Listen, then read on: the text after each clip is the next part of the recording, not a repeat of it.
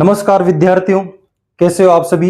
यदि आप सभी कर रहे हैं रेट पात्रता परीक्षा और रेट मेंस की तैयारी, तो ये आज की जो क्लास है शिक्षा मनोविज्ञान की, वो आप सभी के लिए बहुत ज़्यादा इंपॉर्टेंट होने वाली है।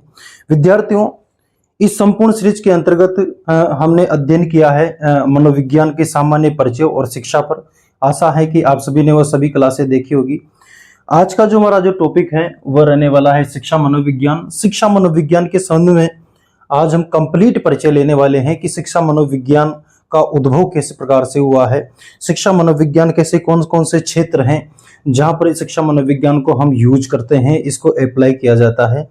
तो आइए हम इसकी शुरुआत करते हैं। जैसा कि आप सभी जानते हो कि ये जो शिक्षा मनोविज्ञान है, मनोविज्ञान की ही एक शाखा है। जब आप मनोविज्ञान विषय का अध्ययन करते हो तो आप पाते हो कि ये जो मनोविज्ञान विषय वस्तु है,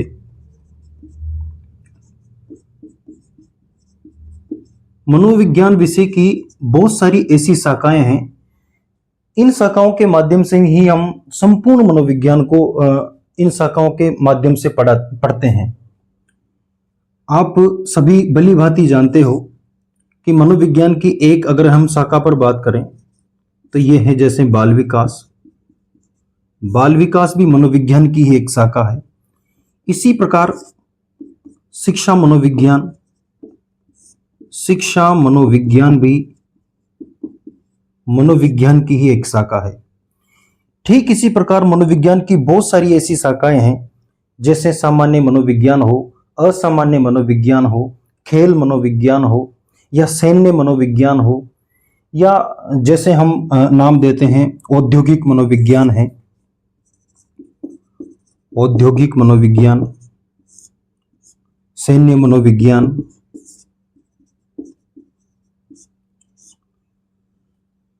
ऐसी बहुत सारी शाखाओं के माध्यम से हम संपूर्ण मनोविज्ञान विषय वस्तु का अध्ययन किया करते हैं, जिसमें से एक जो सबसे प्रमुख शाखा है वह है शिक्षा मनोविज्ञान। और इसी शिक्षा मनोविज्ञान का आज हम अध्ययन करने वाले हैं।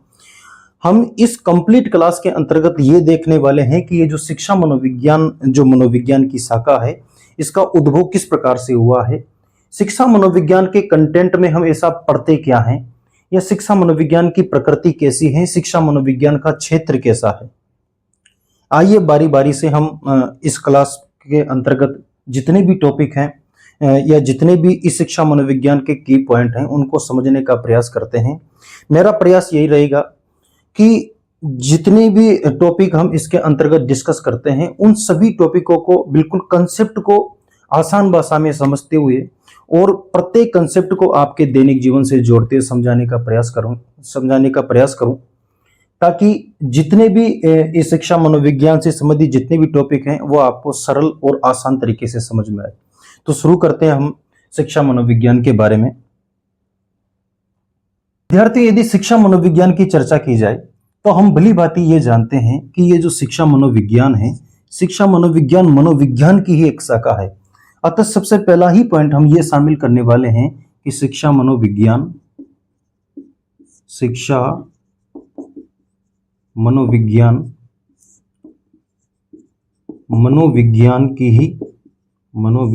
की ही शाखा है। मनोविज्ञान की ही शाखा कौन है? शिक्षा मनोविज्ञान, अर्थात मनोविज्ञान की ही एक ब्रांच है शिक्षा मनोविज्ञान, जिसका हम अध्ययन करते हैं। और दूसरा जो सबसे अति महत्वपूर्ण पॉइंट इसके अंतर्गत हम शामिल करने वाले हैं, वो आप ये जरूर ध्यान रखें कि शिक्षा मनोविज्ञान एक मनोविज्ञान है। शिक्षा मनोविज्ञान एक मनोविज्ञान है, अर्थात education psychology is a psychology. ये जो दो पॉइंट आपकी स्क्रीन पर आपको दिख रहे हैं, इनके बारे में आप जरूर ध्यान रखें। ये दोनों ही इस प्रकार के कथन हैं जो शिक्षा मनोविज्ञान से संबंधित जितने भी प्रकार के प्रश्न हैं, उन सभी प्रकार के प्रश्न हो उनको सोल्व करने में ये बड़ी सहायता करेंगे। आइए इन दोनों ही कथनों पर विचार करते हैं हम कि शिक्षा मनोविज्ञान को मनोविज्ञान की ब्रांच क्यों कहा जाता है, या शिक्षा मनोविज्ञान एक मनोविज्ञान है, इस बात पर हम विचार करते हैं और समझते हैं शिक्षा मनोविज्ञान के बारे में। दोस्तों, शिक्षा मनोविज्ञान का कंसेप्ट हम समझे इससे पहले हम कुछ ऐसे फैक्ट हैं जिनके बारे में चर्चा करना चाहेंगे, ताकि जितने भी शिक्षा मनोविज्ञान से संबंधित जितने भी फैक्ट हमारी परीक्षा के अंतर्गत बनने वाले हैं उन सभी को हम एक साथ ही देख लें, ताकि किसी भी प्रकार का क्वेश्चन बने वो परीक्षा के अंतर्गत हमसे छूटे नहीं। विद्यार्थियों, यदि बात की जाए शिक्षा मनोविज्ञान के संबंध में, तो लगभग 1890 के समय विलियम जेम्स की एक पुस्तक आती है जिसका नाम है द प्रिंसिपल ऑफ साइकोलॉजी। इसके बाद में अगर अगला हम फैक्ट देखना चाहें तो लगभग 1898 के समय एक मनोवैज्ञानिक आते हैं जिनका नाम है थॉर्नडाइक। और थॉर्नडाइक की एक और पुस्तक आती है जिसका नाम है एनिमल इंटेलिजेंसी। Animal intelligence. इसके पश्चात लगभग एक वर्ष के पश्चात ही 1899 में विलियम जेम्स की एक और पुस्तक के बारे में हम विचार करें तो हम ये देखते हैं कि इनकी एक और पुस्तक आती है जिसका नाम है teachers to talk. Teachers to talk. इन तीन पुस्तकों के बारे में हमने देखा कि लगभग 1890 के समय विलियम जेम्स की एक पुस्तक आती है जिसका नाम है द प्रिंसिपल ऑफ साइकोलॉजी। 1898 के समय ये जो थॉर्नडाइक है, थॉर्नडाइक की एक और पुस्तक प्रकाशित होती है जिसका नाम है एनिमल इंटेलिजेंसी। और 1899 में विलियम जेम्स की एक और पुस्तक प्रकाशित होती है जिसका नाम है टीचर्स टू टॉक। लगभग जैसे ही समय आता है 20वीं सदी के दौरान, तब हमें प्राय शिक्षा मनोविज्ञान का ये जो उद्भव है उसका स्वरूप दिखाई देता है। विद्यार्थियों, लगभग 1900 ईस्वी के समय, लगभग 1900 ईस्वी के समय या इस 19वीं ईस्वी को हम 20वीं सदी कह सकते हैं। 20वीं सदी के समय ये जो थॉर्नडाइक हैं,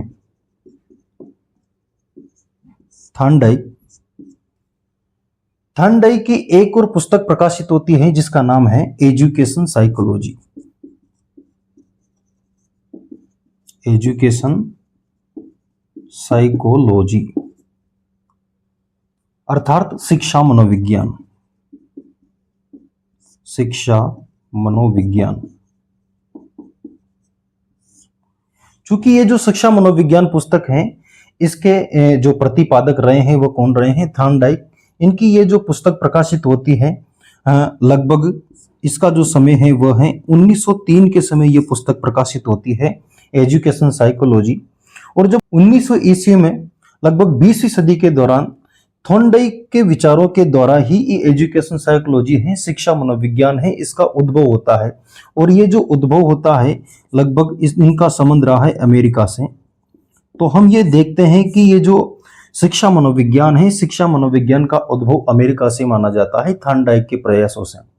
चूंकि इनकी एक पुस्तक प्रकाशित होती है जिसका नाम है शिक्षा मनोविज्ञान, इसीलिए थॉर्नडाइक को, ये जो थॉर्नडाइक महोदय हैं, ये थॉर्नडाइक मनोवैज्ञानिक हैं, इनको प्रथम शैक्षिक मनोवैज्ञानिक कहा जाता है। थॉर्नडाइक के बारे में हम ये देखते हैं कि ये जो थॉर्नडाइक हैं, थॉर्नडाइक को प्रथम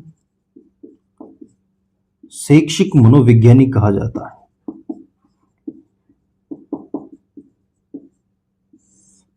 और एजुकेशन साइकोलॉजी ये जो पुस्तक है, इसके प्रतिपादक भी थॉर्नडाइक रहे हैं। इसलिए यहाँ पर सबसे इंपॉर्टेंट फैक्ट ये बनता है कि शिक्षा मनोविज्ञान के जनक भी थॉर्नडाइक कहलाते हैं। शिक्षा मनोविज्ञान के जनक, शिक्षा मनोविज्ञान के जनक कौन कहलाते हैं? थॉर्नडाइक। तो इस पूरी स्लाइड के अंतर्गत आपने ये देखा कि सबसे पहले हमने ये डिस्कस किया कि ये जो शिक्षा मनोविज्ञान है, मनोविज्ञान की ही एक ब्रांच है, मनोविज्ञान की ही एक शाखा है। उसके पश्चात हमने इस वाले पॉइंट पर विचार किया कि ये जो शिक्षा मनोविज्ञान है, जो कि मनोविज्ञान की ही एक शाखा है, अतः हम ये कह सकते हैं कि शिक्षा मनोविज्ञान एक मनोविज्ञान है। आगे कुछ और फैक्ट हमने देखे जिसमें हमने इन पुस्तकों के बारे में देखा कि the principle of psychology William James की पुस्तक है जो 1890 के अंतर्गत प्रकाशित होती है। उसके जस्ट पश्चात लगभग 1898 में थॉर्नडाइक की एक पुस्तक आती है जिसका नाम है एनिमल इंटेलिजेंसी, और उसके पश्चात लगभग 1899 में विलियम जेम्स की एक और पुस्तक आती है जिसका नाम है टीचर्स टू टॉक। जैसे ही 1900 ईस्वी का समय आता है, लगभग जिसे हम 20वीं सदी कह सकते हैं, उस समय एक मनोवैज्ञानिक आते हैं थॉर्नडाइक, जिनका संबंध अमेरिका से रहा है, और ऐसा माना जाता है कि थॉर्नडाइक के प्रयासों से ही शिक्षा मनोविज्ञान का उद्भव माना जाता है। इनकी एक पुस्तक प्रकाशित होती है जिसका नाम है शिक्षा मनोविज्ञान अर्थात एजुकेशन साइकोलॉजी।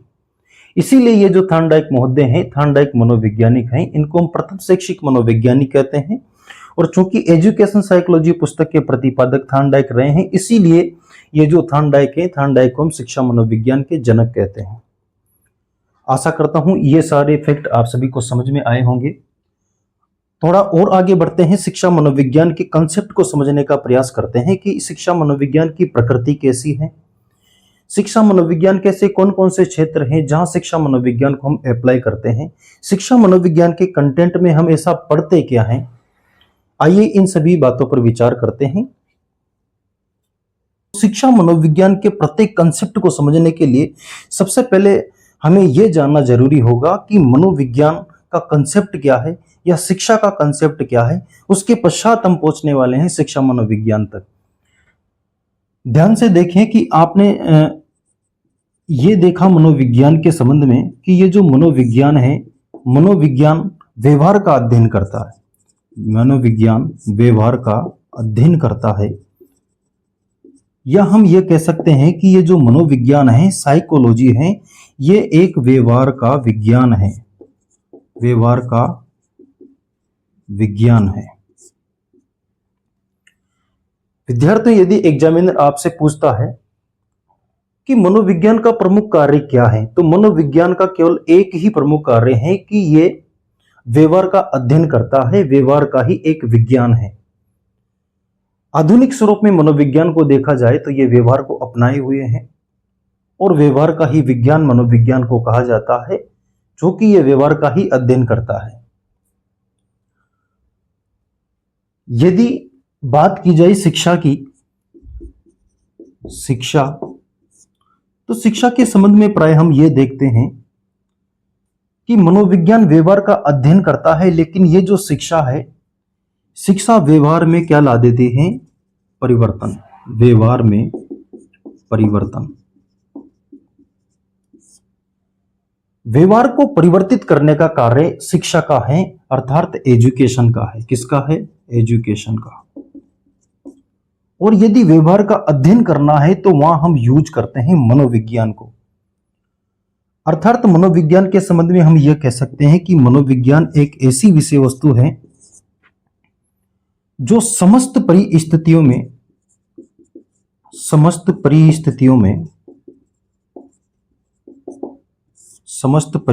में सभी प्राणियों के व्यवहार का अध्ययन करता है, व्यवहार का अध्ययन करता है।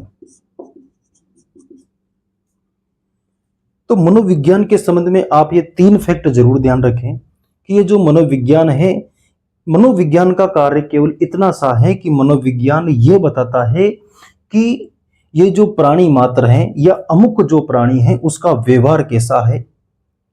उस प्राणी के संबंध में ये बताता है कि इसका व्यवहार कैसा है, इसी के बारे में मनोविज्ञान बताता है। और ये जो मनोविज्ञान है, ये जो साइकोलॉजी है, सभी प्रकार की परिस्थितियों में सभी प्राणियों के व्यवहार का अध्ययन करके हमें देता है।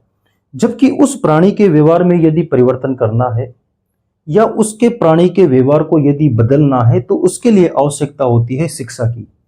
इसलिए शिक्षा का मुख्य कर्तव्य या मुख्य कार्य यह है या मुख्य उद्देश्य यह है कि किसी भी प्राणी के व्यवहार में यदि परिवर्तन लाना है तो हमें शिक्षा की आवश्यकता होती है। या व्यवहार में परिवर्तन को हम कह सकते हैं कि व्यवहार का यदि हमें परिमार्जन करना है, व्यवहार का परिमार्जन, तो व्यवहार के परिमार्जन के लिए भी आवश्यक होती है शिक्षा। व्यवहार में परिवर्तन कह दो या व्यवहार में परिमार्जन कह दो, या हम इसको नाम दे सकते हैं व्यवहार का शुद्धिकरण।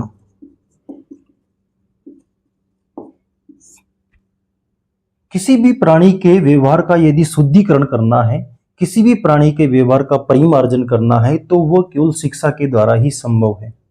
चूंकि हम अध्ययन करने वाले हैं शिक्षा मनोविज्ञान का, इसीलिए जो दोनों कंसेप्ट हैं मनोविज्ञान और शिक्षा मनोविज्ञान, इसके संबंध में हमने समझा। आगे हम बढ़ते हैं शिक्षा मनोविज्ञान पर। शिक्षा मनोविज्ञान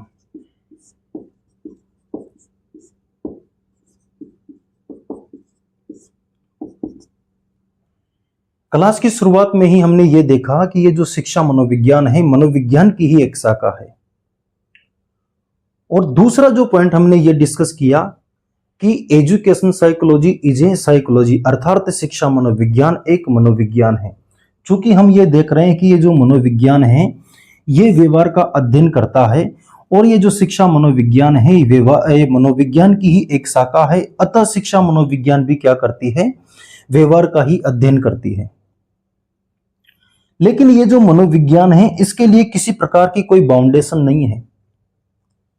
ये सभी प्रकार की स्थितियों में, समस्त प्रकार की परिस्थितियों में, चाहे किसी भी प्रकार की सिचुएशन हो, ये प्राणियों का व्यवहार का अध्ययन करके देता है मनोविज्ञान। लेकिन यह शिक्षा मनोविज्ञान के लिए कंडीशन है कि केवल शिक्षा के क्षेत्र में ही यह व्यवहार का अध्ययन करके हमें देता है। प्राय हम ये देखते हैं कि जब मनोविज्ञान के नियमों सिद्धांतों को जब शिक्षा के क्षेत्र में अप्लाई कर दिया जाता है तो एक नई विषय वस्तु का जन्म होता है जिसका नाम है शिक्षा मनोविज्ञान। विद्यार्थियों, मनोविज्ञान की बहुत सारी ऐसी ब्रांच हैं, बहुत सारी ऐसी शाखाएं हैं, जैसे हमने पहले ही डिस्कस किया, चाहे वो खेल मनोविज्ञान हो। अब यदि आप मनोविज्ञान के नियम और सिद्धांतों को खेल के क्षेत्र में अप्लाई कर दोगे तो वहां एक और नई विषय वस्तु का जन्म होगा जिसे हम नाम देंगे खेल मनोविज्ञान। यदि मनोविज्ञान के नियम और सिद्धांतों को आप उद्योगों के क्षेत्र में अप्लाई कर देते हो तो एक और मनोविज्ञान की ब्रांच का जन्म होता है जिसे हम नाम दे सकते हैं औद्योगिक मनोविज्ञान। ठीक इसी प्रकार यदि मनोविज्ञान के जितने भी नियम हैं और जितने भी सिद्धांत हैं, मनोविज्ञान के ये जो नियम और सिद्धांत हैं, यदि इनको शिक्षा के क्षेत्र में आप अप्लाई कर देते हो तो मनोविज्ञान की एक और ब्रांच का जन्म होता है जिसे हम नाम देते हैं शिक्षा मनोविज्ञान। अर्थात हम ये लिख सकते हैं कि मनोविज्ञान के नियम एवं सिद्धांतों को शिक्षा के क्षेत्र में उपयोग करना या प्रयोग करना। जब मनोविज्ञान के नियम एवं सिद्धांतों को शिक्षा के क्षेत्र में अप्लाई कर दिया जाता है तो वहां एक नई मनोविज्ञान की शाखा का उद्भव होता है जिसे हम नाम देते हैं शिक्षा मनोविज्ञान। और ये जो शिक्षा मनोविज्ञान है ये भी शिक्षा के क्षेत्र में बालकों के व्यवहार का अध्ययन करके हमें देता है। तो हम शिक्षा मनोविज्ञान के लिए लिख सकते हैं कि यह शिक्षा के क्षेत्र में बालकों के व्यवहार का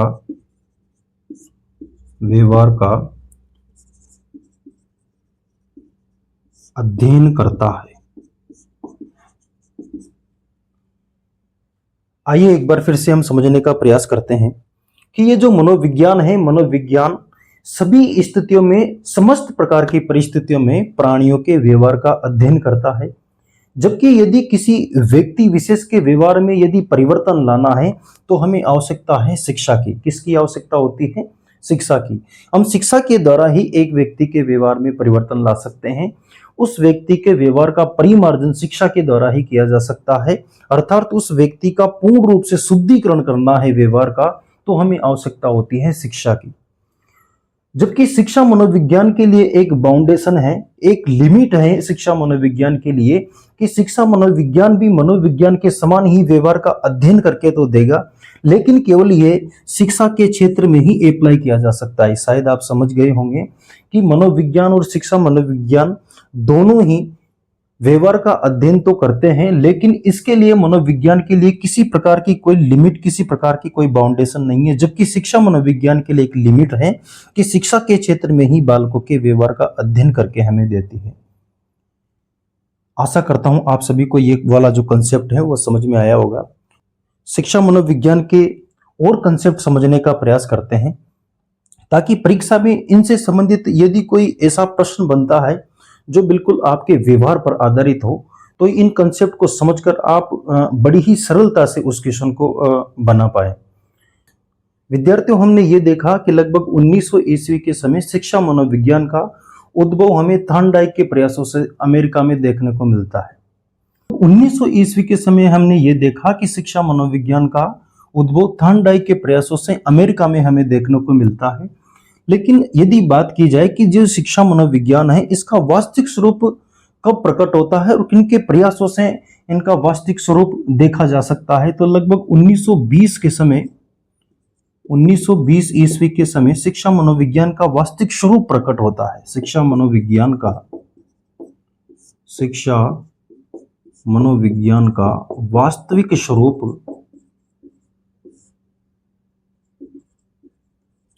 वास्तविक स्वरूप हमें देखने को मिलता है और इसमें प्रमुख रूप से 3 ऐसे मनोवैज्ञानिक हैं जिसमें सबसे प्रमुख हैं थॉर्नडाइक और इनके ही सहयोगी थे जड़ व टर्मन। इनके सहयोग से हमें लगभग 1920 ईस्वी के समय शिक्षा मनोविज्ञान का वास्तविक रूप से ये जो इसका स्वरूप है वो, या जो शिक्षा मनोविज्ञान का उद्भव है वो हमें वास्तविक रूप से देखने को मिलता है। विद्यार्थियों, यदि बात की जाए कि ये जो शिक्षा मनोविज्ञान है, शिक्षा मनोविज्ञान के प्रमुख जो केंद्र हैं उसमें हम किसको रखते हैं, तो शिक्षा मनोविज्ञान का जो प्रमुख केंद्र है, शिक्षा मनोविज्ञान का प्रमुख केंद्र एक मानव के व्यवहार को माना गया है। मानव का व्यवहार, क्योंकि शिक्षा मनोविज्ञान भी मनोविज्ञान की ही एक शाखा है, मनोविज्ञान के समान ही व्यवहार का अध्ययन करके देती है। लेकिन शिक्षा मनोविज्ञान के सामने एक लिमिट है कि ये केवल शिक्षा के क्षेत्र में ही बालकों के व्यवहार का अध्ययन करके देती है कि एक बालक की बुद्धि कैसी है, एक बालक का व्यक्तित्व कैसा है, बालक अधिगम किस प्रकार से करता है, अर्थात सीखता किस प्रकार से है, एक बालक का विकास किस प्रकार से होता है, इन सभी पहलुओं पर अध्ययन करके हमें शिक्षा मनोविज्ञान देता है। तो इसके प्रमुख केंद्र में हम मानव के व्यवहार को रखते हैं।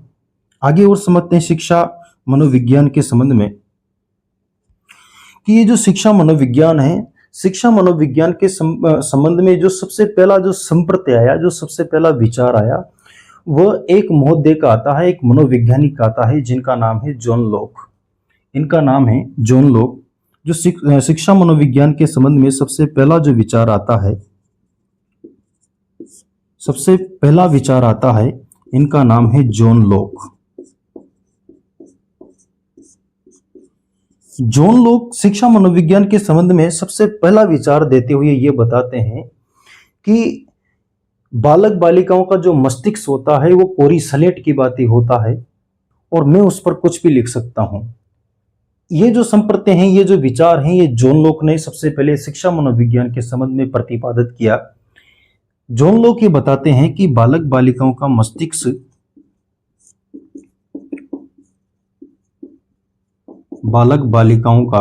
मस्तिष्क कोरी स्लेट की भांति होता है, कोरी स्लेट की भांति होता है और मैं उस पर कुछ भी लिख सकता हूं, कुछ भी लिख सकता हूं।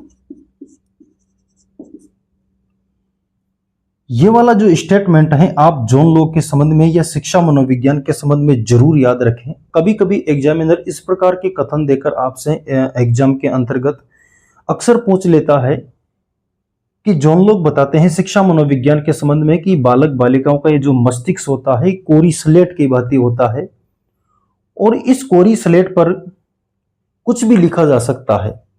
ये जो स्टेटमेंट है ठीक उसी प्रकार का है जो आपने व्यवहारवाद के संबंध में वाटसन महोदय का पढ़ा होगा या देखा होगा। वाटसन ये बताते हैं कि मुझे कोई एक बालक दे दो और मैं उसे वैसा बना सकता हूं जैसा मैं उसे बनाना चाहता हूं। ठीक उसी प्रकार से जॉन लॉक बताते हैं एक विद्यार्थी के संबंध में, एक बालक के संबंध में, कि ये जो बालक बालिकाओं का जो मस्तिष्क होता है ये कोरी स्लेट की भांति होता है। अर्थात बालक बालिकाओं की मस्तिष्क की तुलना कोरी स्लेट से की है जिस पर कुछ भी लिखा जा सकता है। अर्थात शिक्षा मनोविज्ञान के संबंध में या विद्यार्थियों के संबंध में ये बताते हैं कि बालक बालिकाओं को किसी भी उम्र में कुछ भी सिखाया जा सकता है। एक और कथन जॉन लॉक का देखने को हमें मिलता है कि बालक बालिकाओं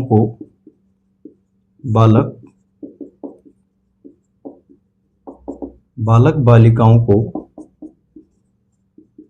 किसी भी उम्र में कुछ भी सिखाया जा सकता है।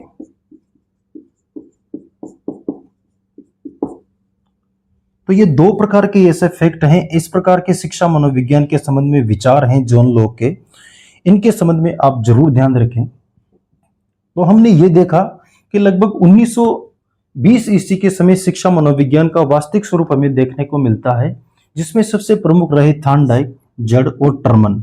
चूंकि थॉर्नडाइक के बारे में हमने ये समझा कि ये जो थॉर्नडाइक मनोवैज्ञानिक हैं इनकी पुस्तक प्रकाशित होती है एक जिसका नाम है शिक्षा मनोविज्ञान अर्थात एजुकेशन साइकोलॉजी। इसीलिए इन थॉर्नडाइक मनोवैज्ञानिक को हम प्रथम शैक्षिक मनोवैज्ञानिक कहते हैं और शिक्षा मनोविज्ञान के जनक भी थॉर्नडाइक को ही माना जाता है। अगला हम एक फैक्ट पर इस प्रकार का फैक्ट हमने देखा कि शिक्षा मनोविज्ञान का जो प्रमुख केंद्र माना जाता है वो मानव का व्यवहार ही माना जाता है। क्यों? क्योंकि शिक्षा मनोविज्ञान भी मनोविज्ञान के समान ही ये जो बालक हैं इनके व्यवहार का अध्ययन करके देता है, लेकिन शिक्षा मनोविज्ञान शिक्षा के क्षेत्र तक ही सीमित है। शिक्षा मनोविज्ञान के संबंध में जॉन लॉक ये विचार देते हैं कि बालक बालिकाओं का मस्तिष्क कोरी स्लेट के भांति होता है और उस पर कुछ भी लिखा जा सकता है। एक और इनका विचार हमें देखने को मिलता है जॉन लॉक का कि बालक बालिकाओं को किसी भी उम्र में कुछ भी सिखाया जा सकता है। इनके पश्चात हम एक और मनोवैज्ञानिक हैं जिनका नाम है रूसो। रूसो के बारे में भी रूसो ने भी शिक्षा मनोविज्ञान के संबंध में विचार दिया, उस विचार पर भी हम डिस्कस कर लेते हैं। रूसो हमें यह बताते हैं कि एक जो बालक होता है, बालक एक पुस्तक के समान होता है और सभी अध्यापकों को उस पुस्तक का अध्ययन करना चाहिए या सभी शिक्षकों का उस पुस्तक का अध्ययन करना चाहिए। शिक्षा मनोविज्ञान के संबंध में बालक बालिकाओं के लिए या शिक्षकों के लिए इस प्रकार का कथन रूसो देते हैं कि बालक एक पुस्तक के समान है, अतः सभी शिक्षकों को चाहिए कि उस पुस्तक का वो अध्ययन करें और उस पुस्तक का अध्ययन भी वह आदोपांत करे, अर्थात शुरू से लेकर अंत तक करे। आइए समझते हैं रूसो का ये स्टेटमेंट। दोस्तों, ये जो मनोवैज्ञानिक हैं इनका नाम है रूसो और इनकी एक पुस्तक है जिस पुस्तक का नाम है ईमेल। प्रत्येक कंसेप्ट को आप समझते चलिए ताकि आप परीक्षा के अंतर्गत यदि यहां से कोई कंसेप्ट बेस यदि कोई क्वेश्चन बनता है तो उस क्वेश्चन को आप बिल्कुल आसान तरीके से बना पाए। विद्यार्थी, ये जो रूसो मनोवैज्ञानिक हैं इनकी पुस्तक है ईमेल और शिक्षा मनोविज्ञान के संबंध में ये एक विचार देते हैं कि ये जो बालक हैं, एक बालक पुस्तक के समान है और प्रत्येक अध्यापक को यह चाहिए कि इस पुस्तक का वो क्या करें, अध्ययन करें। अध्ययन कौन करें? जितने भी टीचर हैं, सभी अध्यापक। अर्थात शिक्षा मनोविज्ञान के संबंध में ये जो रूसो मनोवैज्ञानिक हैं ये इस प्रकार से बताते हैं कि एक जो बालक है, बालक एक पुस्तक के समान है और सभी अध्यापकों को ये आवश्यक है या सभी शिक्षकों के लिए ये आवश्यक है कि ये जो पुस्तक है अर्थात ये जो बालक है इसका अध्ययन करना चाहिए। सभी शिक्षकों को, सभी अध्यापकों को जानना चाहिए कि ये जो बालक है इस बालक का व्यवहार कैसा है, बालक की बुद्धि कैसी है, बालक का व्यक्तित्व कैसा है, क्या बालक ठीक प्रकार से एडजस्टमेंट कर पाता है, अर्थात क्या एक बालक समायोजन कर पाता है, या बालक अधिगम किस प्रकार से करता है, अधिगम की दर क्या है, किस प्रकार से सीखता है। अर्थात एक टीचर को या सभी टीचरों को ये अति आवश्यक है कि ये जो बालक हैं या ये जो पुस्तक के समान है, इस पुस्तक का अध्ययन करना चाहिए। किसके अनुसार? रूसो के अनुसार। जब हम शिक्षा शास्त्र का अध्ययन करते हैं तो रूसो ने ये भी बताया है कि विभिन्न स्तर पर प्राय ये देखा जाता है कि बालक बालिकाओं को शिक्षा किस प्रकार से दी जानी चाहिए। तो रूसो प्राय हमें ये बताते हैं कि जब बालक बालिकाएं प्राथमिक स्तर पर हो, जब बालक बालिकाएं प्राथमिक स्तर पर हो, तो रूसो ये विचार देते हैं कि प्राथमिक स्तर पर समस्त जितने भी विद्यार्थी हैं, अर्थात बालक और बालिकाएं हैं, इनको साथ साथ में बैठाकर शिक्षा दी जानी चाहिए। साथ साथ में बैठाकर इनको शिक्षा दी जानी चाहिए। और यदि माध्यमिक स्तर की यदि बात की जाए, माध्यमिक स्तर की यदि मैं चर्चा करूं, तो रूसो हमें यह बताते हैं कि माध्यमिक स्तर पर सभी विद्यार्थियों को, अर्थात बालक और बालिकाओं को अलग अलग बिठाया जाना चाहिए। अलग अलग बैठाकर ही शिक्षा दी जानी चाहिए। और यदि स्नातक स्तर की बात की जाए, स्नातक स्तर पर की बात की जाए, तो फिर रूसो बताते हैं कि स्नातक स्तर पर बालक बालिकाओं को फिर से साथ साथ शिक्षा दिया जाना चाहिए। अर्थात यहाँ इनको बिठाने से हमारा आशय है, ना कि अलग अलग प्रकार से शिक्षा देने से। रूसो के संबंध में जो भी विचार हैं, इन्होंने जो भी इनकी पुस्तक में जो विचार प्रतिपादित किए, उनके संबंध में आप जरूर जानकारी रखें। ये बताते हैं कि एक बालक पुस्तक के समान है, अतः सभी अध्यापकों को आवश्यक है कि इस पुस्तक का वो व्यवस्थित प्रकार से अध्ययन करें। एक बालक के संबंध में जाने कि एक बालक का व्यवहार कैसा होता है, बालक किस प्रकार से सोचता है, किस प्रकार से चिंतन करता है, उसका व्यक्तित्व कैसा है, उसकी बुद्धि कैसी है, यह एक जो बालक है उसके सीखने की दर कैसी है, वो किस प्रकार से सीखता है, उसकी गति कैसी है, इन सभी पहलुओं पर जरूर विचार करें। और उन्होंने ये तक बताया कि ये जब जितने भी अध्यापक हैं, अर्थात सभी अध्यापक जब इस पुस्तक का अध्ययन कर रहे हो, तो इन्होंने एक शब्द दिया कि इस पुस्तक का वह अध्ययन करे तो उस पुस्तक का अध्ययन अधोपांत करे। अधोपांत का अर्थ होता है अर्थात शुरू से लेकर अंत तक, शुरू से अंत तक।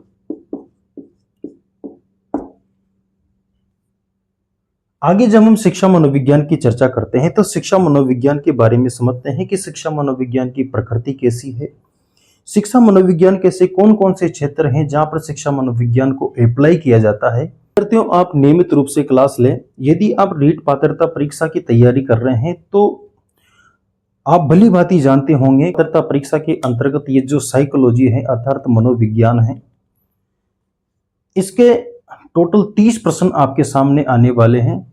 और जैसे ही आप पेपर जैसे ही खोलते हो तो सबसे पहले ही इसी विषय वस्तु के दर्शन आपको होते हैं। तो प्रत्येक कंसेप्ट को आप आसानी से समझते जाइए ताकि परीक्षा में जब आप पेपर के लिए यदि बैठो तो किसी प्रकार की आपकी मानसिकता में किसी प्रकार का कोई प्रेशर ना रहे। इसीलिए प्रत्येक कंसेप्ट को आप जब भी समझे तो दैनिक जीवन से जोड़ते हुए और प्रत्येक कंसेप्ट को आप समझने का प्रयास करें। चाहे शिक्षा मनोविज्ञान के अंतर्गत आप फैक्ट पढ़ रहे हो या किसी प्रकार का कोई आप कंसेप्ट पढ़ रहे हो, रटने पर आप ध्यान न दें, चीजों को समझकर और अपने दैनिक जीवन से जोड़कर उनको समझने का प्रयास करें। आइए हम समझते हैं आगे शिक्षा मनोविज्ञान की प्रकृति कैसी है। विद्यार्थियों, शिक्षा मनोविज्ञान की यदि प्रकृति के संबंध में देखा जाए कि शिक्षा मनोविज्ञान की प्रकृति कैसी है, अर्थात शिक्षा मनोविज्ञान जो विषय वस्तु है, एजुकेशन साइकोलॉजी है, इसका नेचर किस प्रकार का है। तो यहां से भी एग्जाम में आपके प्रश्न बनने की प्रायिकता सबसे ज्यादा है।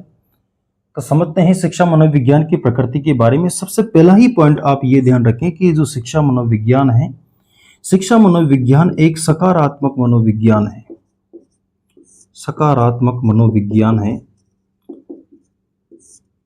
यह सकारात्मक मनोविज्ञान, या इसको हम कह सकते हैं कि ये जो शिक्षा मनोविज्ञान है ये धनात्मक मनोविज्ञान है।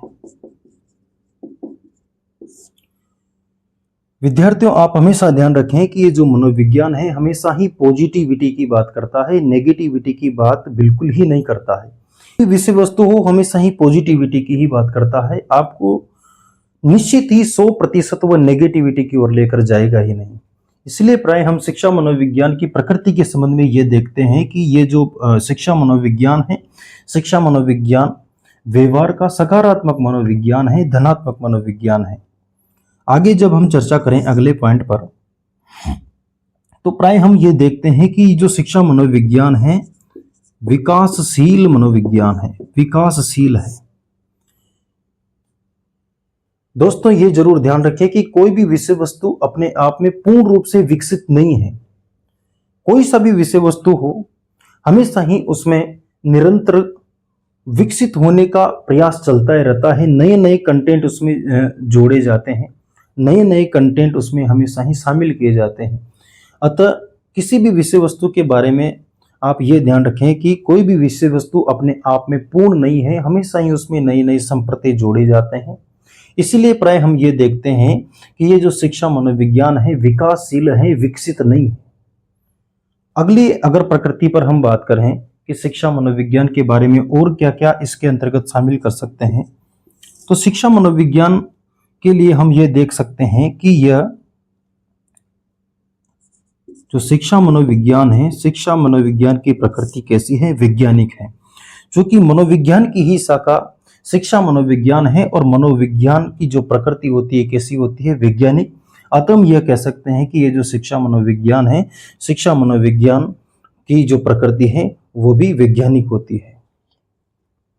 आगे यदि हम बात करें शिक्षा मनोविज्ञान की एक और इम्पोर्टेंट फैक्ट के बारे में, तो प्राय हम ये देखते हैं कि शिक्षा जो मनोविज्ञान है ये अनुप्रयुक्त विज्ञान है। अनुप्रयुक्त विज्ञान, अनुप्रयुक्त विज्ञान को हम अंग्रेजी में कहते हैं एप्लाइड साइकोलॉजी, एप्लाइड साइकोलॉजी। विद्यार्थियों, आप जब साइकोलॉजी का अध्ययन करो तो प्राय एक बात का विशेष आप ध्यान रखें कि इस विषय के अंतर्गत आप थोड़ा सा इंग्लिश टर्म को याद रखने का जरूर प्रयास करें। तो आप कोशिश करें कि ये जो इंग्लिश वाली टर्म्स हैं वो थोड़ी थोड़ी आप जरूर ध्यान रखने का प्रयास करें। विद्यार्थियों, ये जो शिक्षा मनोविज्ञान है, शिक्षा मनोविज्ञान कैसा है, एक एप्लाइड साइकोलॉजी है, एक प्रकार का एप्लाइड साइंस है।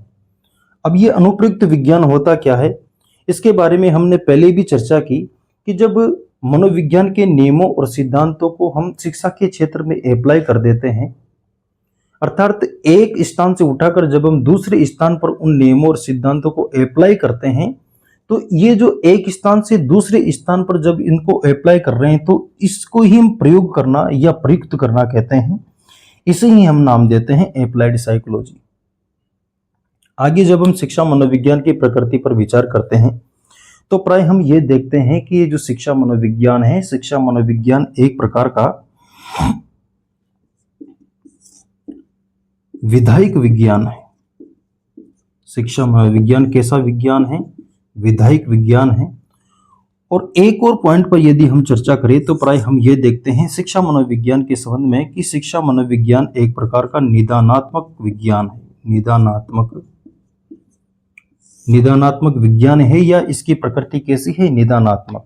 तो शिक्षा मनोविज्ञान की प्रकृति के संबंध में आप इतनी बातें जरूर ध्यान रखें कि शिक्षा मनोविज्ञान सकारात्मक मनोविज्ञान है, ये धनात्मक मनोविज्ञान है, अनुप्रयुक्त मनोविज्ञान है, वैज्ञानिक इसकी प्रकृति है और ये विधायक विज्ञान है। और चूंकि इसका जो नेचर होता है वह कैसा होता है, निदानात्मक प्रकार का इसका नेचर होता है शिक्षा मनोविज्ञान का। शिक्षा मनोविज्ञान के क्षेत्र के संबंध में देखा जाए तो शिक्षा मनोविज्ञान के क्षेत्र, अर्थात शिक्षा मनोविज्ञान के क्षेत्र से हमारा आशय यह है कि शिक्षा मनोविज्ञान के ये जो नियम और सिद्धांत हैं उनको हम, या शिक्षा मनोविज्ञान को ऐसे कौन कौन से फील्ड हैं जहां पर हम शिक्षा मनोविज्ञान को यूज करते हैं, शिक्षा मनोविज्ञान के नियम और सिद्धांतों को हम अप्लाई करते हैं। तो लगभग ऐसा माना जाता है कि एक मनोवैज्ञानिक हैं जिनका नाम है लिंडग्रेन।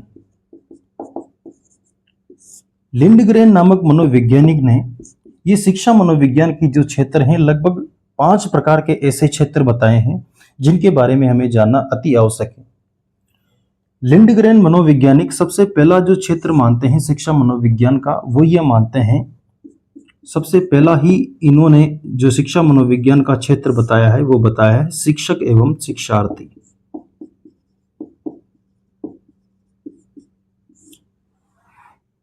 शिक्षा मनोविज्ञान के अगले क्षेत्र पर जब विचार किया जाए तो अगला क्षेत्र लिंडग्रेन मनोवैज्ञानिक बताते हैं कि अगला क्षेत्र शिक्षा मनोविज्ञान का होता है अधिगम प्रक्रिया। अधिगम प्रक्रिया अर्थात लर्निंग प्रोसेस कैसी है। सबसे पहला क्षेत्र शिक्षक एवं शिक्षार्थी, दूसरा जो क्षेत्र है वह है अधिगम प्रक्रिया, तीसरा जो क्षेत्र लिंडग्रेन नामक मनोवैज्ञानिक बताते हैं अधिगम प्रक्रिया के बाद में अधिगम की सिचुएशन कैसी है, अधिगम की परिस्थितियां कैसी है।